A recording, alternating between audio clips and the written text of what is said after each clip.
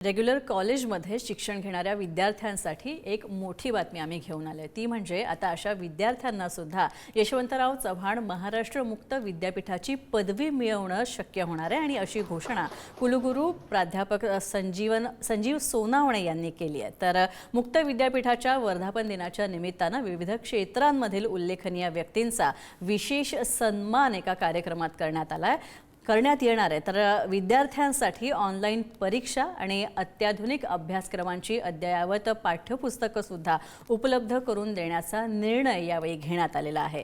महा-IT सोबतच्या कराराअंतर्गत आपलं सरकार पोर्टलच्या संचालकांना विशेष प्रशिक्षण सुद्धा दिलं जाणार आहे। आतापर्यंत 50 लाखांपेक्षा अधिक विद्यार्थ्यांनी मुक्त विद्यापीठाच्या माध्यमातून पदवी प्राप्त केली आहे। वाढता प्रतिसाद हा विद्यापीठाच्या विश्वासार्हतेचा आणि नावलौकिकाचा पुरावा असल्याचं कुलगुरू प्राध्यापक संजीव सोनावणे यांनी म्हटलं। यशवंतराव चव्हाण महाराष्ट्र मुक्त विद्यापीठाचे कुलगुरू संजीव सोनावणे सर आपल्या सोबत आहे। सर, पुढारी न्यूज मध्ये तुमचं खूप खूप स्वागत। खरं तर शैक्षणिक वर्ष सुरू होतंय आणि लाखोंच्या संख्येने आपल्याकडे विद्यार्थी असतात। आपलं विद्यापीठ इतर विद्यापीठांपेक्षा थोडंसं वेगळं असतं, त्यामुळे या सगळ्या अनुषंगाने काय नेमकं आपलं प्रयोजन सध्याच्या घडीला सुरू आहे आणि किती विद्यार्थी यंदाच्या वर्षी वाढतील? आपण बरोबर सांगितलं की यशवंतराव चव्हाण महाराष्ट्र मुक्त विद्यापीठ हे खरं तर दूरशिक्षणाचं विद्यापीठ आहे आणि या विद्यापीठामध्ये वेगवेगळे अभ्यासक्रम जे आहेत त्या अभ्यासक्रमांना लाखोंनी विद्यार्थी प्रवेशित होतात। या वर्षाची विद्यार्थी संख्या वाढण्याचं कारण एक आहे की आपण यावर्षी ऑनलाईन अभ्यासक्रमांनाही जातोय आणि दुसरी गोष्ट अशी की विद्यापीठ अनुदान आयोगानं जो एक नवा निर्णय घेतलेला आहे की मी रेग्युलर डिग्री करत असताना आणखी एक डिग्री ऑनलाईन किंवा दूरशिक्षणातून करू शकतो। तर ती ज्या ज्या विद्यार्थ्यांना महाराष्ट्रातल्या कोणत्याही विद्यापीठामध्ये रेग्युलर डिग्री करीत, उदाहरणार्थ मी M.Com करीत आहे किंवा मी MA इकॉनॉमिक्स करतो, तर मी M.Com करणाऱ्याला MA इकॉनॉमिक्सला तो प्रवेश घेऊ शकतो। म्हणजे एकाच वेळी त्याच्याकडे इकॉनॉमिक्स आणि M.Com 2 डिग्र्या त्याला मिळतील आणि ज्या वेळेला तो पुढे मार्केटमध्ये जाईल किंवा नोकरीसाठी जाईल त्यावेळेला तो इतर विद्यार्थ्यांपेक्षा सरस ठरेल। आणि ही संधी यशवंतराव चव्हाण महाराष्ट्र मुक्त विद्यापीठानं एकाच वेळी दुसरी डिग्री करण्याची या वर्षापासून उपलब्ध करून दिलेली आहे। या निमित्तानं वेळ सुद्धा वाचणार आहे सर, आणि विशेषतः नोकरी करून अनेकदा शिक्षण घेणाऱ्यांची संख्या अधिकची असते आणि त्या अनुषंगानं या वर्षी त्याचं काय रिफ्लेक्शन असेल? स्पर्धात्मक युगामध्ये जर तुमच्याकडे एकापेक्षा दोन म्हणजे ज्याला आपण म्हणतो 2 डिग्र्या असतील तर निश्चितच तुम्ही त्याच्यामध्ये स्पर्धेमध्ये तुम्ही पुढे राहाल। हा एक त्यातला सगळ्यात महत्वाचा भाग आहे। ती संधी विद्यापीठ उपलब्ध करून देत आहे। त्याचप्रमाणे काही आपण अत्यंत असे जे नवे अभ्यासक्रमही याच्यामध्ये समाविष्ट केलेले आहेत आणि ज्यांना म्हणून शिक्षणाची जी संधी मिळाली नाही, मग ते परगावी नोकरी लागल्यामुळे असेल, विवाह झाल्यामुळे असेल किंवा कोणत्याही वैयक्तिक कारणानं आपलं 12वी नंतरचं शिक्षण जर पूर्ण झालं नसेल तर यशवंतराव चव्हाण महाराष्ट्र मुक्त विद्यापीठामध्ये तुमची कोणतीही गृहिणी असा, नोकरीत असा किंवा कोणत्याही जे तुमचं जीवनमान चाललेलं आहे ते जीवनमान तसंच चालू ठेवून तुम्ही आपलं पदवीचं शिक्षण किंवा पदव्युत्तर पदवीचं शिक्षण पूर्ण करू शकता। हे त्यातलं अत्यंत महत्वाचा भाग आहे। सर, दुसरं एक असं की आता वर्धापन दिन तुमचा येतोय आणि त्या सगळ्या अनुषंगाने देखील यंदाचा जो वर्धापन दिन आहे तो विद्यापीठाच्या दृष्टीने सुद्धा महत्वाचा आहे आणि राज्याच्या दृष्टीने सुद्धा महत्वाचा आहे।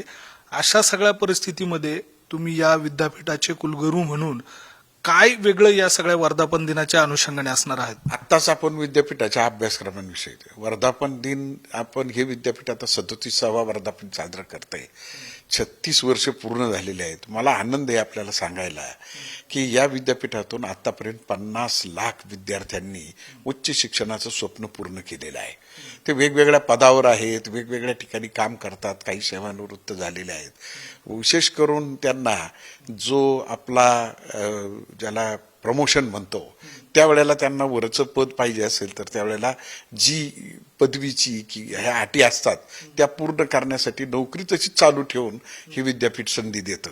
आणि दुसरी गोष्ट म्हणजे या वर्षापासून या वर्धापन दिनाचं हे वैशिष्ट्य आहे की आम्ही सगळे जे अभ्यासक्रम आहेत या विद्यापीठाचे हे सगळे NAP 2020 प्रमाणे सुधारित आहेत. त्यातले काही BAचे अभ्यासक्रम आता प्रगतीपथावर आहेत, पण बाकी सगळे MA म्हणजे ज्याला आपण पदव्युत्तर पदवी आणि BCom BSc हे सगळे अभ्यासक्रम आता जे आहेत BCA हे सगळे नव्या NAP 2020 प्रमाणे आहेत. हे त्याचं कारण सगळे अभ्यासक्रम आधुनिक आहेत आणि याचं ज्याला अभ्यास साहित्य आपण म्हणतो की जे या विद्यापीठाचं अत्यंत समृद्ध असं निर्मिती आहे ती त्या विद्यार्थ्यांना आपल्या हातामध्ये अभ्यास करायला मिळते. इतर विद्यापीठांच्या बाबतीमध्ये जे संदर्भ पुस्तकं असतात तशी ही लिहिली जात नाही, ही स्वयं अभ्यासासाठी लिहिली जातात. हा त्यातला अत्यंत महत्त्वाचा भाग आहे. आणि यावर्षी वर्धापन दिनाच्या निमित्तानं हे विद्यापीठ ज्ञानगंगा घरोघरी आहे, हे लोकांचं विद्यापीठ आहे, सामान्य लोकांचं विद्यापीठ असल्यामुळे आपण समाजाप्रती हे विद्यापीठ बांधिलकी असल्यामुळे यावर्षी आपण 5 समाजामध्ये योगदान दिलेल्या महनीय व्यक्तींना यश जीवन गौरव पुरस्कार 1 तारखेला विंग कमांडर भूषण गोखले यांच्या हस्ते यांच्या उपस्थितीमध्ये देत आहोत. त्यामध्ये जे पहिले आहेत ते आहेत की पद्मविभूषण मिळवलेले डॉक्टर कुकडे आहेत. त्यांनी आरोग्य सेवेमध्ये वैद्यकीय सेवेमध्ये महाराष्ट्रामध्ये खूप मोठं योगदान केलेलं आहे. दुसरे आहेत नारायणगावचे कृषी तज्ज्ञ ज्यांनी भारतातून पहिली ढोबळी मिरची एक्सपोर्ट केली, ते विजय मेहर म्हणून शेतकरी आहेत ते आहेत. आणि त्यानंतर तिसरे जे आहेत ते या नाशिक शहरातीलच प्राध्यापक दिलीप फडके ज्यांनी ग्राहक चळवळ, साहित्य, वाचन संस्कृती नाशिकमध्ये खूप मोठं योगदान त्यांचं आयुष्यभराचं आहे.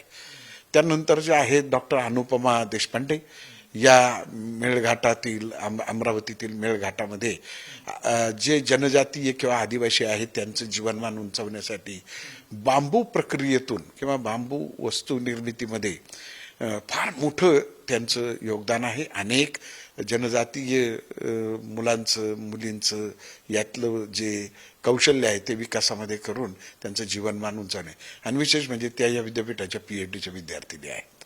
ती एक आनंदाची बातमी आहे. त्यानंतरचे आहेत सीमा कांबळे म्हणून सन्माननीय सीमा कांबळे, त्या महिलांच्या आरोग्य आपला उद्योग विकासामध्ये खूप मोठं काम त्यांचं आहे.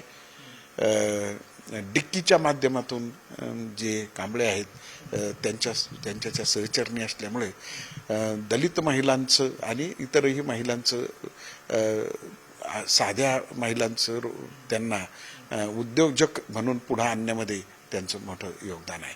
अशा प्रकारे हा 37वा वर्धापन दिन समाजाप्रती समाजातल्या व्यक्तींचं ज्यांनी खूप मोठं योगदान दिलं त्यांचा गौरव करून 1 जुलैला आम्ही साजरा करीत आहोत. दुसरं असं की सर विद्यापीठाच्या दृष्टीनं जो सामंजस्य करार झालाय MHAIT सोबत त्याचं नेमकं काय या सगळ्या काळामध्ये उपयोग होणार आहे आणि काय नेमकं तो करार झालेला आहे सांगतो. त्याच्यात असं झालेलं आहे की MHAITचे जवळजवळ 40,000 VLEs आहेत, म्हणजे आपले सरकार केंद्र आहेत. या सगळ्या केंद्रातील जे चालवतात ते त्यांचं प्रशिक्षण जादा करायचं. 1000पेक्षा जास्त शासनाच्या योजना आहेत त्या लोकांपर्यंत लाभार्थींपर्यंत ते पोचवून कसं पोचवायचं, लोकांशी कसं बोलायचं, शासनाच्या योजना कशा समजून घ्यायच्या, त्या लाभार्थींना त्याचा लाभ होईल यासाठी अर्ज कसा करायचा, अप्लाय कसं करायचं, कोण पात्र आहे कोण अपात्र आहे याच्याविषयीचं संपूर्ण प्रशिक्षण देण्याची जबाबदारी MHAITने ही यशवंतराव चव्हाण महाराष्ट्र मुक्त विद्यापीठाला दिलेली आहे. त्यांची आपली जी एक पुस्तिकाही तयार झालेली आहे त्या पुस्तिकेच्या पहिली बॅच ही आता जिल्ह्याचे जे MHAITचे किंवा आपले सरकारचे जे समन्वयक आहेत त्यांची सगळ्या 36 जिल्ह्यांच्या प्रतिनिधींचा आत्ताच एक प्रशिक्षण वर्ग झालेला आहे. आता जिल्हा न्याय प्रशिक्षण वर्ग यशवंतराव चव्हाण महाराष्ट्र मुक्त विद्यापीठ त्याचं कारण असं आहे की हे आपले सरकार जे आहे हे स्थापनच याच्यासाठी झालेले आहेत की सामान्य लोकांना सरकारमधील योजना समजाव्यात आणि त्याचा लाभ घ्यावा.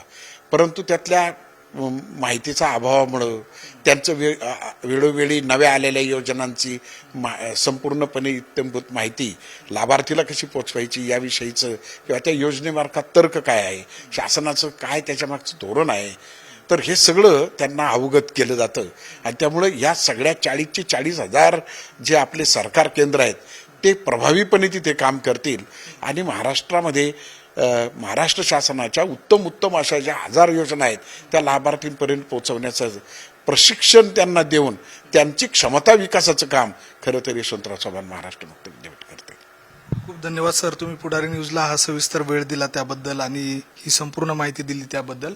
आपल्यासोबत होते हे यशवंतराव चव्हाण महाराष्ट्र मुक्त विद्यापीठाचे कुलगुरू संजीव सोनवणे सर. आणि ज्या पद्धतीनं इतर विद्यापीठांपेक्षा हे विद्यापीठ वेगळं असतं, प्रामुख्यानं नोकरी करणाऱ्या त्यासोबतच गृहिणींसाठी ही जी विद्यापीठाची जी एकूणच प्रक्रिया आहे ती अधिक सुलभ, त्यासोबतच महत्वाची बाब म्हणजे यंदाच्या वर्षी वर्धापन दिनी पुरस्कार असतील आणि सगळ्यात महत्वाची बाब म्हणजे अत्याधुनिक पद्धतीचं शिक्षण देण्याचा प्रयत्न विद्यापीठाकडनं केला जातोय. त्यामुळे येत्या काळात आणखी जास्त विद्यार्थ्यांची संख्या वाढेल अशा स्वरूपाचा आशावाद सुद्धा संजीव सरांनी या ठिकाणी व्यक्त केलाय. व्हिडिओ जर्नलिस्ट मयूर बारगजेसह मी किरण ताजने, पुढारी न्यूज, नाशिक.